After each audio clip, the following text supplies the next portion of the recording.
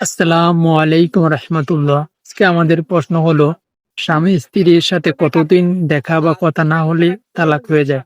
আজকে আমরা হুজুর থেকে সঠিক কথাটা জানবো। এখন কতদিন আলাদা থাকলে তালাক হয়ে যায়? আলাদা থাকার দুইটা ধরন আছে। কয়টা জোরে বলেন? ওমর ফারুক রাদিয়াল্লাহু তাআলা আনহু রাস্তা দিয়ে হেঁটে যাচ্ছেন, এক মহিলা খুব কামনা করছে রাত্রিবেলায়, যদি আমার স্বামী থাকতো, স্বামীকে গান গল্প করতাম, স্বামীর সঙ্গে আমোদ ফুর্তি করতাম, এই ধরনের আকাঙ্ক্ষা করতেছে। মহিলা তো আর জানে না যে উমর ঘুরতেছে বাড়ির আশপাশে, কারণ উমরের এটা একটা স্বভাব ছিল, রাত্রিবেলায় কার ঘরে কি দুঃখ আছে এটা বুঝা, তারপরে সিদ্ধান্ত নেওয়া। পরের দিন মহিলাকে ডাকে পাঠাইছে, কয়, এভাবে কি তোমার দুঃখটা কি বলো তো? তখন মহিলা বলতেছে, আমার স্বামী তো অমুক জায়গায় যুদ্ধে গিয়েছে, আমার মনটা চায় স্বামীর সোহবতে যেতে, স্বামীর সান্নিধ্য পাইতে, না হলে আমার খুব কষ্ট হয়। ওমর রাদিয়াল্লাহু তাআলা আনহু প্রতিনিধি পাঠাইলেন। প্রতিনিধি মানে কি? পুলিশ। পুলিশ পাঠাইছে কোথায়? ও যুদ্ধের ময়দানে। স্বামীরে ধরে লয়ে আয়। ধরে নিয়ে আইছে। কয়, তোর জন্য এখন যুদ্ধ করা জরুরি না, এখন বউয়ের লগে থাকা তোর জরুরি। আল্লাহু আকবার কর। বাংলাদেশে পরক্রিয়া বাড়ছে না কমছে? জোরে কোন।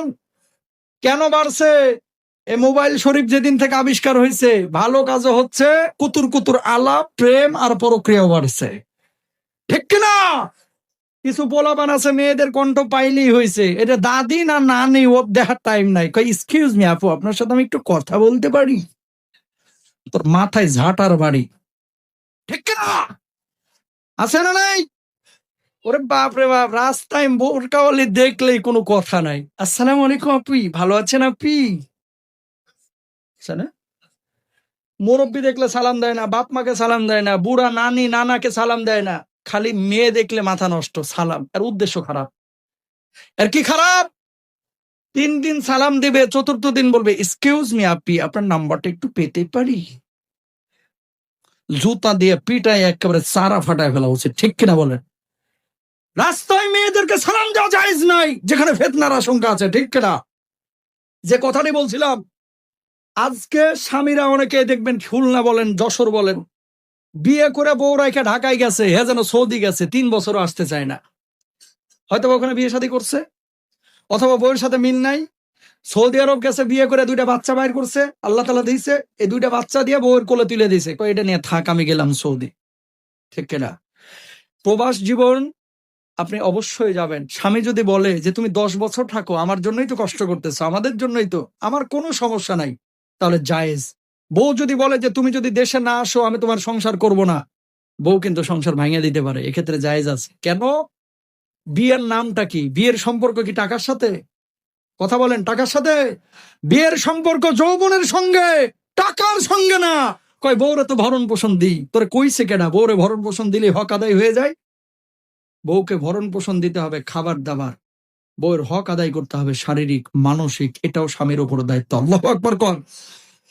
এই জন্য বিদেশ যারা যান, পারলে 4 মাস অন্তর একবার আসবেন, যদি না পারেন বছরে অন্তত একবার আসবেন, যদি না পারেন 2 বছরে একবার আসবেন। বউকে এখন ফোনেও কিন্তু অনেক মজার মজার কথা বলে ফুসলা ফাসলা রাখা যায়।